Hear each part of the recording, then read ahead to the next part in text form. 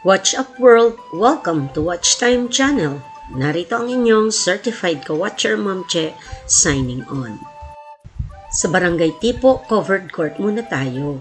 Dito natin gaganapin ang launching ng The Best Policy Campaign. Ito po ay Watch Club project in partnership with Barangay Tipo Council and LGU Hermosa. Noong unang taon na inilunsad ito ng Watch Club, ito ay para sa mga watch kids lamang. Pero dahil nagkaroon ng lockdown, ito ay ipinakilala rin sa mga magulang upang maiwasan ang academic dishonesty. At ngayon, ang upgrade level natin ito ay The Best Policy Campaign, involved na natin ang community. Sabi nga, it takes the whole village to educate the child. Ganon din sa pagtuturo ng values. Mas madaling matututunan ng mga bata. It takes the whole village to teach the watch kids the values of honesty and time consciousness. Pag minsan kasi nagkakaroon ng conflict sa itinuturo ng teachers sa values na mayroon ang ating mga magulang at ang ating community. Isinabay na rin namin ang orientation ng in-person 5 days classes. At binigyang diin ang academic honesty. Kaya ang solusyon, i-launch natin ang projects sa community. Tara, samahan nyo kami. Enjoy watching! No legacy is so rich as honesty. Good morning from Grade 6. Hey, family! Ayan, thank you po. 1, 2, 3, go!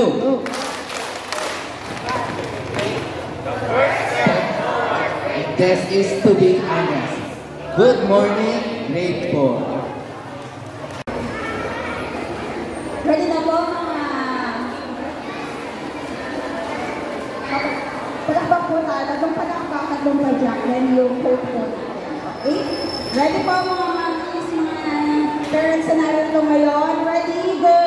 1, 2, 3. Always do what is right, not what is easy. Good morning from Grade 3 family. 1, 2, 3. A day without honesty is like a day without sunshine.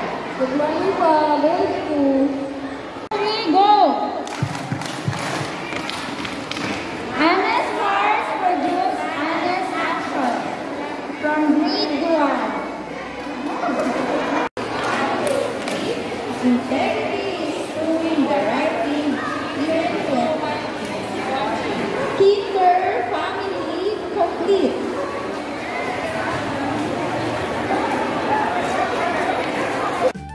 O roll call pa lang yan, by grade level, pero ang saya-saya. Nakakatuwa ang pagiging attentive ng mga parents natin at ng mga mamamayan sa Barangay Tipo. Na-miss natin ang face-to-face gatherings. Ipinakilala rin natin ang mga bumubuo sa Tipo ES family. Kasama rin natin ang napaka-supportive na SGC Chairperson Ligaya M. Bukat. At syempre ang ating millennial political leader, Honorable Elvin Iglesia. Kung paano ba natin maituturo sa mga bata ngayong face-to-face na yung tinatawag natin na academic honesty. Okay? Next slide po, sir. Ayan. So, pag sinabi daw po kasi natin academic honesty, it is a foundational element of learning and a fundamental principle of all academic institutions. So, pag sinabi daw natin academic honesty, you demonstrate, ginagawa mo, ipinapakita mo yung lahat ng gawain pang-edukasyon ng may katapatan at integridad. Pag sinabi natin academic honesty, ito raw po yung nagsisilbi na pundasyon ng pag-aaral. At siya rin yung nagsisilbing pinanghahawakan na prinsipyo ng mga tao na nasa sector ng education. Di po ba parang kapag tayo nagtatayo ng isang gusali o bahay? Kapag alam natin na yung pundasyon na inilagay natin is matatag, solid, sure po tayo na yung bahay o gusali na yun magtatagal and safe. Ganon din po sa education. education, no? When it comes to education, when we learn na yung foundation natin is well-established, which is honesty, then everything will go smoothly. Totoo naman po yun, kapag ang isang bata, ang isang tao, kilala yan sa pagiging matapat, lahat yan kalulugdan niya ng tao. Di po ba? Sa panahon po kasi na yun, napakadaling sabihin na ako matapat ako. Ako po, halimbawa ako sabihin sa inyo mga mamis, ako po isa po akong guro na matapat, isa po akong guro na ma-integridad. Yes, napakadaling sabihin nun. Pero when it comes to honesty and integrity, napakahirap paniwalaan ng isang tao, lalong-lalo na hindi mo naman talaga na ipapakita sa everyday living na matapat siya. Alright po. So pag sinabi din daw natin academic honesty, gumagawa ka ng mga gawain na hindi ka nandadaya, no? At ipinipresent mo yung gawa mo ng sarili mo at hindi mo inaangkin yung gawa ng iba. That is academic honesty. So kung may academic honesty, meron din po tayong academic dishonesty. Define naman po as any conduct that obstructs the evaluation of a learner's progress by misrepresenting the work being assessed and evaluated, as well as the learner's actual knowledge. So, kabaliktaran lang po ito na academic honesty. So, napakarami pong forms ng academic dishonesty.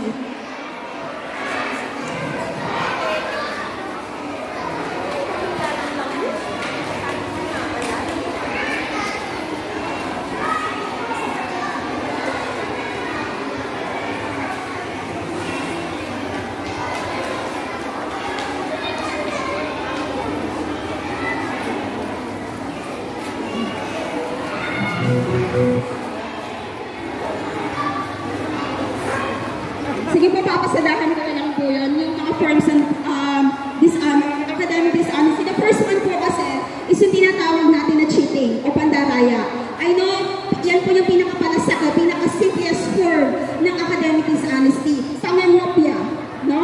So whether face-to-face man yan o modular, napakahirap po talaga. Or talagang talamak po yung tinatawag natin na cheating na yan. So face-to-face, nandiyan na si teacher, nagpa-set A, set B sa periodical, sa summative. Meron ng seating arrangement, pero talagang yung mga bata madalas ang gagaling nakakakopya pa din. Di po ba?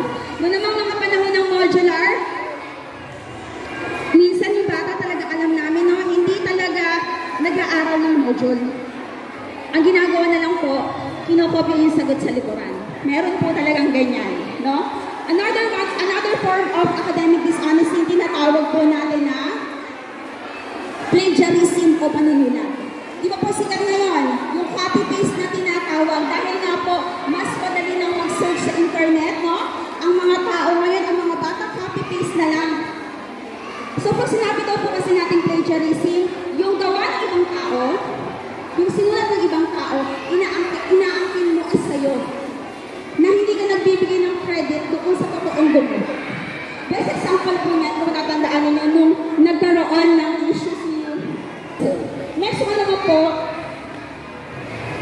we have the falsification and fabrication of documents, no? Tinadaya mo isang dokumento, nagbibigay ka ng isang information o data na wala namang pinagbasihan. Sa bata, paano po nagagawa ng falsification and fabrication na to? Simple lang po sa mga summative recipes na ginagawa nila. Example, ang score lang, halimbawa po, minanto na siya ng kaklase niya, letter C yung sagot niya, ay kasi niya matama, ginawa ng letter A. Yung simple lang po na yan, fabrication and falsification na po yun. So, hindi natin napapansin yung mga simplest form na ginagawa ng bata natin na yun. Yun po pala, academic dishonesty na po yun. Ano po? Na habang tumatagal, kapag nasanay po siya, lalala ang sitwasyon ng bata. So, we have cheating, plagiarism, falsification and fabrication, and also we have, lalaso na po yan, which is yung sabotage. In Tagalog, pananabotahe. No? Yan yung paninira mo ng gawa ng ibang tao, depende sa kung anong pakay mo. Gusto mo hindi siya makapagpasa ng project? Gusto mo hindi siya manalo sa isang contest? That is sabotage. Simple lang sa loob ng classroom, paano tinatawag na sabotage ng mga bata? Yung gawa ng kaklase niya sinisira niya. Magpapasahan na ng project teacher na makawala po yung gawa ko. Anak, saan mo nilagay? Hindi ko po. Hindi niya alam yung kaklase niya, kinuha pala yung gawa niya. Para hindi siya makapagpasa. That is also form din po yun ng academic dishonesty. Okay po? So, anong panahong face-to-face? Paano po ba natin maituturo sa bata or paano po natin maiiwasan itong academic dishonesty nito? Sabi nga po natin, ngayong panahon face-to-face na at balik na tayo sa normal, kami po mga guro at yung mga magulang, teamwork po tayo dito, no?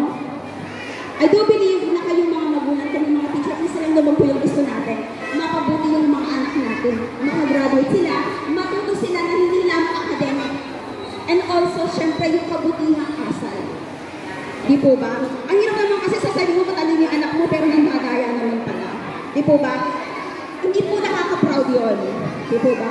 So, ano po ba yung mga dapat natin gawin para ma-promote itong academic honesty? Syempre, number one, we have to model honesty. Sabihin nga po natin, model honesty. Isa pa po, say model honesty. Okay. Paano pa rin yung model honesty? Sabi nga po natin, kung gusto natin yung mga anak natin maging matapat sa lahat ng bagay, we have to be the best example for them. Kailangan sa atin magmula ng matatanda.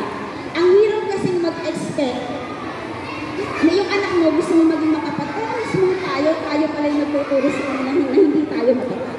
Always remember po na mga bata pa lang po yan. Kinder, grade 1, hanggang grade 6. Madalas po talaga ang mga bata kung ano yung nakikita nila sa matatanda yung pinagagayahin nila. Kung ano po talaga itinanim ninyo sa mga anak ninyo, yun po talaga yung madadala nila sa labas. No? So, ang hirap po halimbawa, sasabihin niya sa mga anak mo kayo ikaw, ayaw mo malalaman na yung teacher mo, sinasabihan ka na ng daraya ka. Madalas sinasabihan natin kayo mga anak. Pero tayo pala, tinuturuan din natin silang maging hindi matapat. Halimbawa, ma, si tita ganyan, nag-chat. Sabi nga gano'n, pupunta daw siya mamaya dito. Ay, sabihin mo sa tita mo, mag-chat, sabihin mo wala ako sa bahay. Gabi na ako uuwi.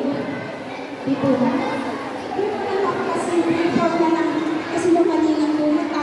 May isip itong bata, kung ang mama ko, nagsasabi na kasi sinungalingan ako. Gusto niya maging matapat ako.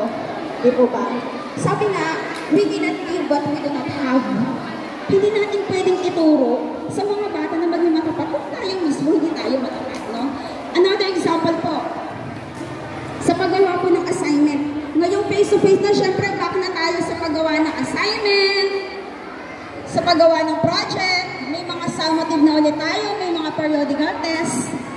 Madalas problema yung gawaan ng assignment at project. Di po ba? Si bata may assignment. Yung anak nahihirapan kasi hindi niya talaga maintindihan kung ano yung pina-assignment ni teacher. Magpapaturo kay nanay, kay ate, kay kuya. Eh yung anak hindi talaga maintindihan. Ibang magulang, ganito yung gagawin. Umalis ka dyan. Hindi mo talaga maintindihan. Akin na ako na yung gagawa ng assignment tsaka mo isulat. O di kaya naman gagawin. Akin na yung notebook ko, ako na yung magsusulat para mabilis kang matapos. Believe it or not, meron po talagang ganyan, di po ba? Meron at meron po. Para lang mapabilis yung gawa ng bata. At sasabihin pa nila, sige na ako na yung gagawa niyan kasi i-check din naman ng teacher mo yan. Assignment lang naman yan. Hindi naman i-record ng teacher yan. Di po ba? Pinagawa mo ng project, hindi gagawin ng bata. Ipapagawa kay ate, kay kuya. Tapos magugulat ka, grade 1 yung magpapasa ng project pero yung gawa pang high school. Di po ba? Another example po. Ito na-experience ko po ito, no? Yung pag nag-a-absent. Minsan mag-chat-chat yung magulang sa akin, ma'am, hindi po makakapasok si ganyan. Bakit po? Nilalagnat po, at saka sinisipon niya. Siyempre, dahil nga panahon ng pandemic, bawal palabasin yung may sakit. Ayun, pagdating ng hapon, nakikita ko na lang, nagpo-post yung magulang. Nasa SM Central po. May ganon. May na-experience po, sabi ko, Diyos ko, kakong gano'n, eh paano ko makapaniwalaan ito? Nilalagnat daw ha, pero nasa arcade. Pwede naman po magsabi ng totoo mga mami sa aming mga teacher. Hindi naman po namin kayo pipigilan kung halimbawa yun lang yung time nyo para mag-banding ng pamilya. Why not po kesa magsisinungaling po tayo, no? Minsan po kasi ganyan eh, masabihin mo nga kay teacher, nilalagnat ako kasi ayokong pumasok. Kasi mami naman, chat yung teacher. Ma'am, hindi mo na po papasok si ganyan kasi po nilalagnat po siya. May ganyan po talaga, no? So ano po ba yung pwede natin gawin mga mamis? Maging guide po tayo sa bahay. Tayo po yung mag-set ng example sa kanila. May assignment po yung mga anak natin. magiging guide lang tayo sa kanila. Hayaan po natin, kung may mga bagay na nahihirapan silang gawin sa kanilang o sa inyong mga tahanan, i-guide natin sila, turuan natin sila, no? Huwag po natin silang turuan na maging dishonest. Turuan po natin silang turuan na maging tamad, no? Kasi po para sa kanila din yan. Example, yung pag-writing, yung pagsusulat. Minsan talaga nakikita namin, guguluhin lang ng magulang yung sulat para kunwari yung bata yung nagawa. Pero talagang kami pong teacher, alam namin yung sulat ng magulang o sulat po yun ng bata. Kahit magulo-guluhin mo pa po yun. Ano po, alam po namin. So turuan po natin sila mga mami na gumawa sa sarili nila. Kasi para sa inyo po ba yun? Hindi, para sa kanila po yun. Kapag po natuto sila na marunong gumawa ng sa sarili ng nila, magiging independent learner po sila. Ano po? Sa mga summative tests, lagi namin pinapaalala sa kanila. Ako po talaga, every time na magpo-quiz, siguro may mga estudyante ako rito, lagi ko sa kanila sinasabihan na hindi ko kailangan ng perfect score kung dinadaya nyo lang din naman yung mga gawa ninyo. Bas, gusto namin mga teacher, yung nalalaman talaga namin yung totoong score ninyo, yung totoong kapasidad nyo lang para alam din namin na teacher po kung anong guidance yung pwede namin ibigay sa kanila. Kasi kung kanina lang namin sila makikita perfect score, 5, 4, yung palang inokopya lang sa katabi, ano ba kung guidance yung may bibigay namin sa kanila? And then sa amin mababaling na, yung teacher kasi hindi naman nagtuturo pero magugulat na ba't yung anak laging perfect score? Di po ba? Maging honest po, lalo ngayong face to face. Kahit nasabihin pong araw-araw kami nagkikita ng mga bata, kailangan pa rin po talagang ipaalala sa kanila na maging matapat sa lahat ng pagkakataon. Okay po? Next one, kung meron tayong minomodel dapat natin ng honesty sa kanila, syempre let's correct their mistake and reward their honesty. Ano po? Paano po yun? Mga mamis, no? Kapag alam natin yung mga anak natin nagsinungaling na, first attempt pa lang, itama na natin sila. Ano po? Kasi minsan, nakagawian natin na kapag ang bata nakagawa ng kasalanan, binibigyan natin sila ng chance na first attempt, second attempt. Pagdating ng pangatlo, dun pa lang itatama. Di po ba? Mas maganda po na first time mo pa lang na makita na nagkamali na yung anak mo, nagsinungaling na siya, nalaman mong nangopya na itama niya na kagad po ang mga bata. Itama in a positive way. Tanong po na, bakit niya ginawa yun? No? Minsan nakahuli po ako ganyan. Akala ko yung bata lagi nakaka-perfect sa spelling booklet. Panay 10 panay 10, panay 15, panay 20. Tapos makikita ko ang daming burang. Unang ginawa ko po, tinanong ko muna. Ganun po yung gawin natin. Hindi yung nalaman ng nangongopi na anak, ikaw talagang bata kasi sinungaling ka. Kahit kailan hindi ka na magbabago, ganito, ganyan. Hindi po ganun. Kasi minsan, kapag din napaka-harsh o ang sakit din ng mga words na naririnig ng mga anak, kasi minsan tumatanim po sa isipan nila yan. Ano po? Sabi ng nanay ko, talagang sinungaling na daw ako Talagang nangongopya na daw ako. So, hindi na po niya may tatama yun. Ano po? And kung tinatama naman natin yung pagkakamali nila, i-reward din naman po natin sila. Kung halimbawa, nakikita natin na gumagawa sila ng kabutihan, halimbawa po sa akin, based on my experience ulit sa room, may pagkakataon talaga na yung bata, no? Teacher, tinama po ako ni ganyan sa number 3. Mali naman po talaga ako dito. Ipapamali po ng bata talaga sa akin. And a simple praise, o mga anak, napaka-very good naman pala ni ganyan kasi naging honest siya. Palakpakan naman natin siya. So, palakpakan naman po yun ng mga classmate niya. In that way, mapupoost yung confidence ng bata na kapag pala talaga nagiging matapat ka sa lahat ng oras, maraming matutuwa sa'yo. Matutuwa pala si teacher. And then, parang may fall effect po yan na pag nakita ng kaklase niya na yung isa pinupuri dahil sa ginawa niyang katapatan, gagayahin po siya ng mga klase niya. Another example na lang po, yung pagbibigay ng mga certificates sa school. Mga early bird, may napulot, pinipicturean po ng principal, di po ba? That is an example of giving rewards sa honesty. Ang laki din po kasing tulong kapag nabuboost yung moral ng isang bata. Okay po?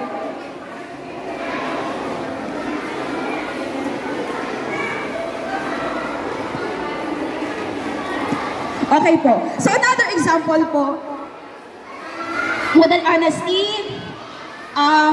yung correct term is secure order honesty. Pagdating naman po sa katapatan sa oras, turuan natin yung mga anak po natin na magkaroon ng time management.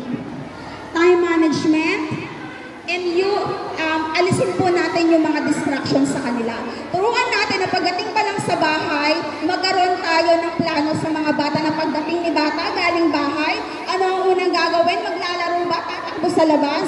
Hindi po. Turuan natin sila na pagdating sa bahay, magpapahinga, i-relax muna ang sarili, magme-merienda, and bago gumawa ng kung ano-ano, tapusin muna kung may project man na pinapagawa si teacher, kung meron mang mga assignment. Patapos muna po natin lahat. Then pag natapos na lahat, dun pa lang pwede niya nang gawin yung gusto niya. No? Para din po, nakakasunod tayo doon sa schedule na binibigay. Madalas po kasi ganyan yung nangyayari. Pag sinabi ang submission, Lunes, ipapasa Biyernes. Teacher, pasensya na po, hindi ako nakagawa. Hindi ko po naharap yung project ng anak ko kasi po hindi man nakikinig, teacher. Umalis po kasi kami. Di po ba? Marami po talagang dahilan. Pero kung magtuturuan pa lang po natin sila bata pa lang na magkaroon ng time management, mismo tayo magtuturo sa kanila na unahin muna kung ano po yung mga halagang bagay. Eventually, masasanay yung bata na habang tumatagal, hindi mo na siya kailangang pukpukin kasi may kusang palo na ang bata. Okay po? So, once again po, sana ngayon darating na pasukan, no? Mami, mga mamis, may mga grandfather po dito, yung may mga guardian, pagtulong-tulungan po natin, no? Na mas ma-promote pa po natin itong katapatan, yung pagpapahalaga sa oras sa mga bata po. At sabi nga, tayo isang Project Watch School. Ipaalala po natin sa kanila yun na napakahalaga po ng katapatan. Sabi nga, yung katapatan do, yung isang kayamanan talaga na maaari mong maipamana sa mga anak mo. Kasi kapag ikaw matapat ka, lahat po yan, kalulugdan ka ng lahat. Okay po? So, in the end, let me end my presentation with this Bible verse. Sabi po sa Proverbs 22 verse 6, train up a child in the way he should go, and when he is old, he will not depart from it. Nasa Bible na po yan, mga kasama. Bata pa lang, turuan na po natin yung mga anak natin ng tama at kung ano yung mali. Para hanggang sa pagtanda niya, hanggang sa paglaki niya, madadala at madadala po niya yun. So once again, maraming salamat po sa pakikinig. Ma'am Sheila Maritrono Baral po, ang inyong lingkod. Maraming salamat po. Diniscuss po ni Ma'am Sheila kanina, ito ay connected po dito sa ating The Best Policy Campaign. Okay, so ano po ba yung The Best Policy Campaign na sinasabi? So ayun po, so from the word, the best policy, di ba meron po tayong kasabihan na honesty is the best policy. Pero dito po sa ating The Best Policy Campaign, meron po tayong dagdag doon sa The Best Policy, yun po yung time consciousness. Di ba po ang Project Watch, ibig sabihin, we advocate time consciousness and honesty. So yung two core values po na yun po ang kailangan natin may develop sa mga bata. Yung pagiging tapat at may pagpapahalaga sa oras. Pero bago po yun, bigyan ko lang po kayo ng short discussion about paano po ba nagsimula yung honesty or the best policy na tinatawag. So kung makikita po natin dito sa ating screen, meron po tayong the best policy, maintaining academic honesty and time consciousness amidst pandemic. So ano po ba yan? So yun po yung una, nakafocus po tayo dito muna, noong 2019, nakafocus po tayo dun sa mga estudyante po muna. So ang aming paaralan, sinimulan po namin yung the best policy campaign, yung honesty at time consciousness sa mga bata. So yun po. Kung makikita nyo, maintaining. This project focuses on maintaining academic honesty. Sinabi po kanina ni Ma'am Sheila, yung pagiging tapat sa pagsagot sa mga exam, sa mga practice exercises, at sa pagpapasa ng mga project. So nabanggit na rin po ni Ma'am Sheila, connected din po rito yung academic honesty. So, ano po ba yung tinatawag na maintaining? So, sa kabila ng pandemya po, nung nag-pandemic po tayo, makikita po natin, masusubok po natin talaga yung katapatan po ng isang bata sa pamamagitan ng pagsasagot po ng module na dapat sila lang. So, based po sa experience ko rin po nung pandemic, meron talaga po kaming nakikita na yung parent po mismo yung nagsasagot. Meron din pong sila mismo yung nagsasagot ng module at no exam. So kaya po in-introduce po namin itong the best policy. Kailangan kahit sa bahay, kahit nasa eskwelahan, ma-maintain po yung honesty, yung katapatan at yung pagpapasa po ng module at ng mga exam on time. Pero sa totoo lang po, makikita po natin, meron po mga times na talagang hindi na ipapasa yung module or yung mga test on time. Due to mga special, halimbawa may pinuntahan, may emergency. So yun po, naiintindihan po natin. Pero po, dapat, hindi po palaging ganon. Kailangan po, ipapasa po natin on time. Yung sinabi ko kanina, maintindihan po namin yan. Pero palagi po, kailangan na po siguro palalakanan na rin po yung magulang. Kasi pag minsan nagiging habit na rin po yun. So yun po. Tsaka po yun ng honest feedbacks. Kung talagang natuto ba o hindi ang mga bata. Kasi maiano ko lang po, mai-share ko lang po ng konti. Nung di po ba naalala nyo nung nag-reading ko? Di po ba mga dear parents, nagpabasa po kami? Di po ba? So, nakita po namin, sa totoo lang, nakita po namin kung sino talaga ang talagang natutukan ng magulang para doon sa reading. So, sa totoo lang, nakita namin, mataas ang grade niya mataas ang grade niya. And then, nung nagpabasa kami, natuklasan namin na hindi naman pala siya ganun hindi naman pala siya ganun kabilis magpasa, hindi naman siya ganun kabilis yung sa pag-aaral. Yun po. So, natuklasan namin ganun. So, ibig sabihin, si parent, hindi siya nagbigay ng honest feedbacks. So, kaya po in-introduce natin itong strengthening. Kaya para po mabigay yung talagang kung ano ang status ng mga estudyante sa pagsagot po sa module at sa mga exam. So yun po. Tsaka po dito rin po, dinidevelop din po sa strengthening na to, during pandemic po kasi itong natin yung po ang ating program. Yung students and family can also show their honesty by allowing their child to answer their own tests and exercises. Yun, nabanggit ko na po kanina. Tsaka po yung pagpapasa po sana on time. Pero kung halimbawa, sabi ko nga, kung may mga biglaang emergency, maintindihan po namin. Kaya lang po sana, huwag po palagi ganon. Ngayon po kasi face-to-face classes, doon po namin nakikita kung talagang na-develop yung time consciousness at honesty ng mga bata. Diyan po natin malalaman talaga ngayong face-to-face classes. Okay, so ito po yung bago. Yung the best policy campaign. So, from the student to family, tapos ngayon, yung the best policy, in-upgrade na naman natin sa community. So ano po ba yung community? It aims to extend honesty and time consciousness to community. At sino po ba yung mga community sa tingin niyo? Okay, so yung community sinasabi ko, tayo rin po yun. Yung family, kasi tayo yung community, tayo po, yung family, kasama po sa community. Tayo po yung bubuo sa community. So, ano po ba yung purpose ng aming upgrade version? So, halimbawa, na-develop na po sa isang bahay, sa isang family, yung time consciousness at honesty. Kung lahat po ng family ay ganon, so, na-promote, na-extend na po natin yung honesty and time consciousness sa ating community, yung barangay, yung bayan. So, eto po yung LGU, in-extend na po natin na nandito po tayo ngayon. Sa LGU, sa private sector, yung mga private institution, at yung mga other stakeholders natin.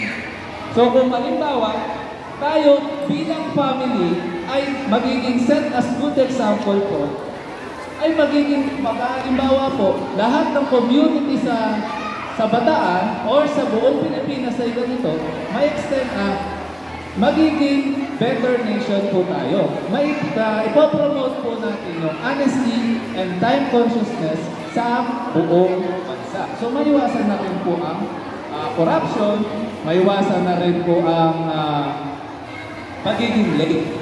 So sabi nga po natin, diba, sabi niya, Pilipino, ano po ba yan, yung kasabihan, yung Pilipino is always late. Pero kaya po namin pinopromote po ito, the best policy campaign, para po maialis na po sa isipan ng ibang tao, ng ibang bansa, na ang Pilipino ay laging late.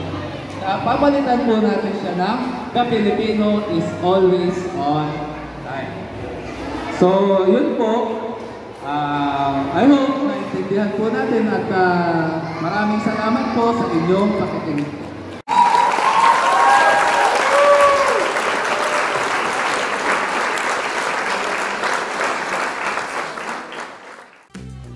Inorient din natin ang mga magulang tungkol sa home learning spaces upang masiguro natin na ang bawat watch kid ay mayroong study area kung saan may watch prayer, watch vision and mission, watch logo, reading charts, multiplication table chart, at iba pang mga learning materials na makatutulong sa kanilang pagkatuto habang ini-instill natin ang values ng honesty and time consciousness. Napakaswerte ng Tipo ES Project Watch family sa ibinibigay na full support ng ating Barangay Tipo Council sa pangunguna ng ating minamahal na Barangay Chairman, Honorable Judith T. Ramon, at ang Chairman Committee on Education, Honorable Elvin Iglesia. Siyempre, maswerte rin tayo may mga supportive parents kasi sa totoo lang, ang hirap kayang tumawag ng mga parents lalo na sa mga gatherings, hindi ba? Real talk! Nakakatuwa naman, nag-enjoy si nanay sa pandesal. Si Kagawad at si SGC Chairperson tumulong mamigay ng pandesal. Isang matagumpay na proyekto na naman ang nailunsad ng Project Watch Club. Congratulations Watch Club sa pangunguna ng kanilang advisor, Sir Marvin.